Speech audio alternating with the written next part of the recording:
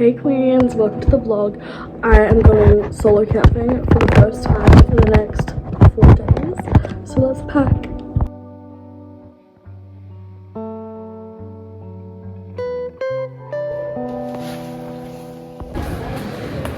Okay, car's packed. I need a ute.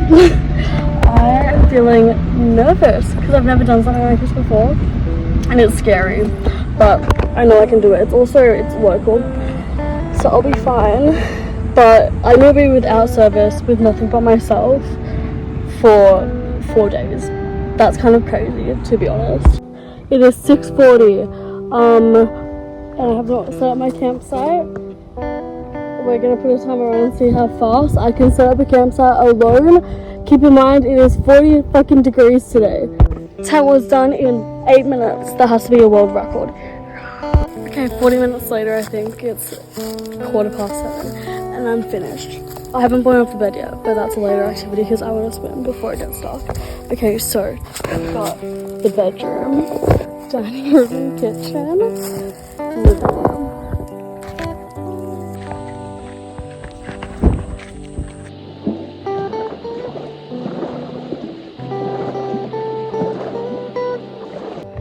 Okay, today on the menu we have, this is actually every day on the menu for being honest, we have Turkish lamb and tomato on Turkish bread. Okay, so today for breakfast we're having eggs, bacon and bread because I'm not bothered to make toast. Something that I noticed is that I can notice more when I'm alone to get into the mindset. When I was in Europe, like the way my thoughts changed, I thought was really interesting. Like a very fluid conversation from the time I wake up to the time I go to bed. And I like that a lot. I really like the way that my thoughts can develop when I'm alone and when I'm without like my phone and things like that. I really enjoy it. I went to bed last night and I was able to like look up and I noticed like all the stars above me, and then I wake up to kookaburras laughing. That's the first thing I hear this morning, and obviously that is normal for camping, but I just feel like I'm noticing it so much more that I'm alone, and I love that. It's really cold.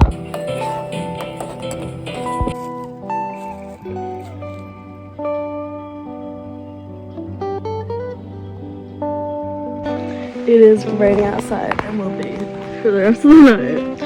So this is me until it stops, I guess.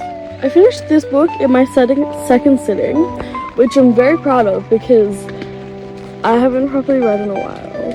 And I started to read again, and so I'm so fucking glad I was able to get through it so quickly. It was so bizarre. Truly the most bizarre book I've ever read in my life. It was soft and gentle, but the theme centered around like extreme violence. It was poetic and it was just about love and death, and it was beautiful. Okay, so the quotes that I love are mainly just about how he describes love because it's in such a peculiar way that I feel like perfectly encapsulates it. The heart is something else. Nobody knows what's going to happen. Her sleep tried to become my arm and then my body. The chapter is called She Was. I knew that she would be beautiful in her sleep, waiting for me to return. She was.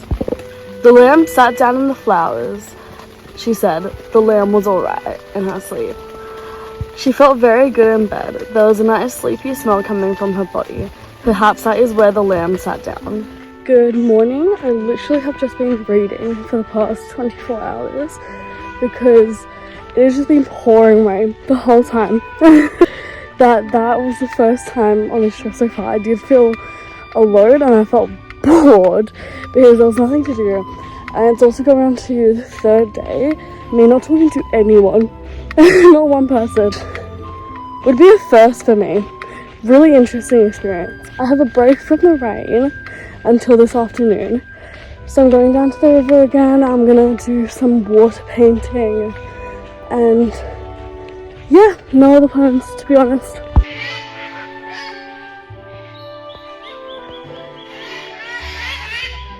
I'm no artist, but I am going to try and recreate this. Reading Man's Search for Meaning, which is a book by a Holocaust survivor who was also a psychiatrist. So it's like the psychological perspective of the Holocaust and like the victims. He's been mentioning a lot is that the way that they were able to get through it was through art and nature. Like they were still able to appreciate those things through absolutely everything, and those are the things that actually got them by. And I just thought that was an interesting little food for thought, because I think nowadays, dare I say, in the age of social media, like those things are not appreciated as much anymore. And I do think it's very interesting to think about. Mental health issues are on the rise, and people tend to just kind of hate their lives these days, I feel like. And in the midst of that as well is a lack of art, and to me, like a lack of humanity. Like this, for example, would be like different. This should not be like a different thing to do. This should be the norm, and I just think that people are way too caught up in capitalism, to be fair, nowadays. I think the objective of this trip was to kind of slow down, because the way society has like organized people's thoughts to be about working and then having a break and then working again and then having a break is so beyond damaging. And I think to me, in normal life, it's changed how I think about things in general.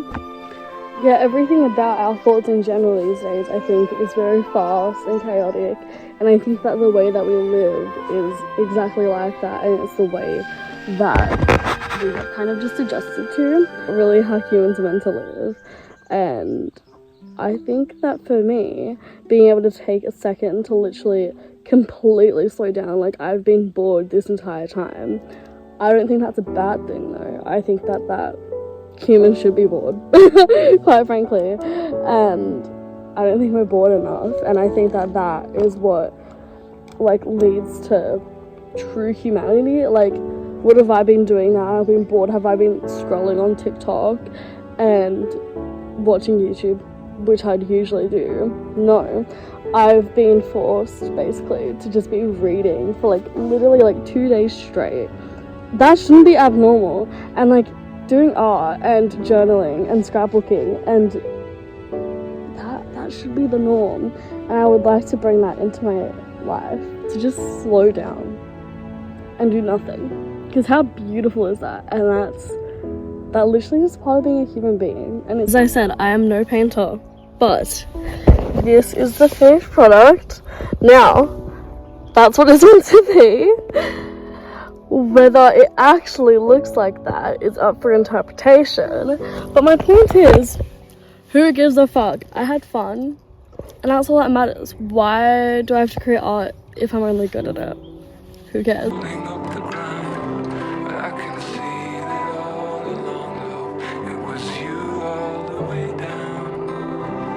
This is the next one I've been working on.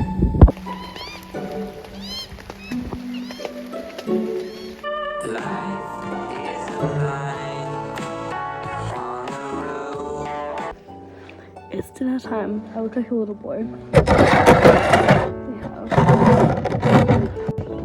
a normal sausage, Caesar salad, and bread. It is once again pouring outside, so nothing I can do, but I'm just going to spend the rest of the evening reading probably. This whole afternoon I've just been doing my New Year's resolutions, and I did it with some watercolor again. Okay, so I'm going to share some of the fun ones that I have. I want to go to my dance recital this year. I want to keep up with pole dancing. I want to cook more. I want to play tennis. I want to make more of my own things. I want to do Clean Australia Day scuba dive, which my sister's friend is organising. I would like to either have an extra 10k in savings or have a ute. So if I haven't found a ute by the end of the year, that's fine, but I want to at least have the money for a ute.